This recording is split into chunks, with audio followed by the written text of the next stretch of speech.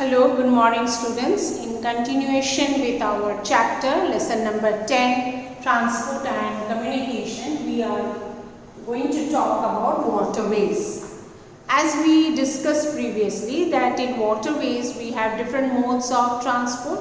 We discussed that there are ships, boats, yachts, submarines, ferries, canoes, then we have houseboats, racing boats, and different other type of modes of transport which can be used in waterways.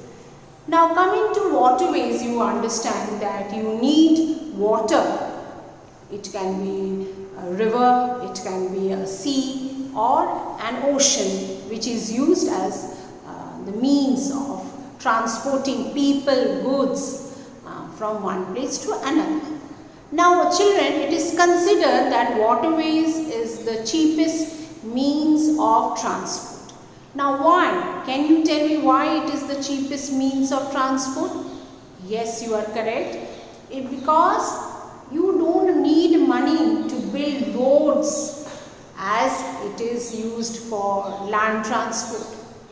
So there is no need to build any particular roads or even tracks as you use in the railways. Okay, so that is a way of saving money. Then children, waterways is a popular means of transporting things, heavy goods from one place to another, and it is cheap. Because when you have to send goods from one country to another where you don't have roadways, you have to cross the water bodies like the sea and ocean, you need only ships. Without ships, you cannot transport goods from one place to another where you have only water means mostly when you are going from one country to another, okay, the neighboring countries you can use, but what about the countries far off? You have to use waterways. So waterways is the cheapest means of sending goods also from one place to another or transporting goods from one place to another. Because otherwise land transport, you need land, and airways are very, very expensive. Children, there are, as we discussed, that there are three means of ways the ships are used in waterway transport. Like ships are used for taking passengers from one place to another, ferrying passengers from one place to another.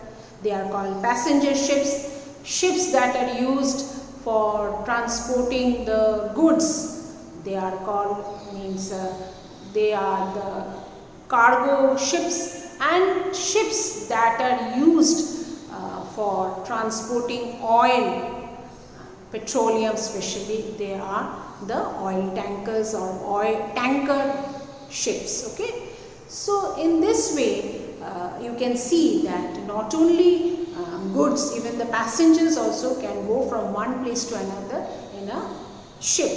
Then children, for transporting goods and heavy goods or people or petroleum, you need ports. Now what are ports? Ports are the places where the ships anchor, means the ship come from one place. Suppose I am transporting goods from, I am purchasing some goods from USA or America, the United States of America.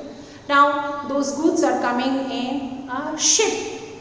Of course, heavy vehicles, suppose I am bringing some raw materials from my factories, or something heavy raw materials I am bringing, or maybe purchasing, importing cars or any other. So the ships that are coming from that country to India needs a place where it will come and anchor.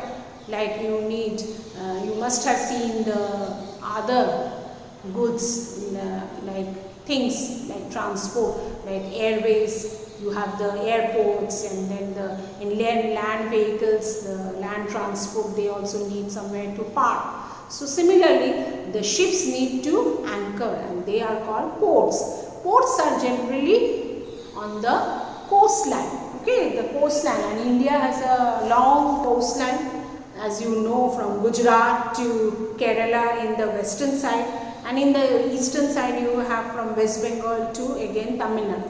So this is a long coastline, and along the coastline you have the many ports of India. About 200 minor ports are there. In India we have minor means smaller ports 200 and major 13 ports. Out of these major 13 ports you have Mumbai port, which is very busy port of India. Then you have, even in Gujarat we have Kandla port. Then we have other ports in Marmagaon or maybe Kochi or maybe ports of Orissa, that is Paradip. So there are many important ports in India where the ships come and anchor. Okay, and these ports are very important for goods to come in and out, and even passengers also. Like I'll show you a picture where this, you can see the goods are transported. Just a minute, children.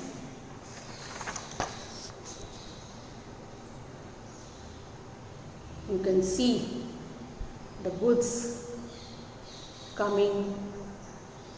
They are being loaded in the ship.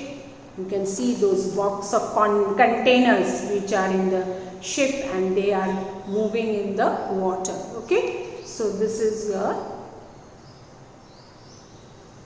cargo ship. Then you have even houseboat. I have a small picture of a houseboat. So in this way, water transport is used for transporting goods, passengers and oil from one place to another, and you need coastline for transporting these goods. Okay, thank you children.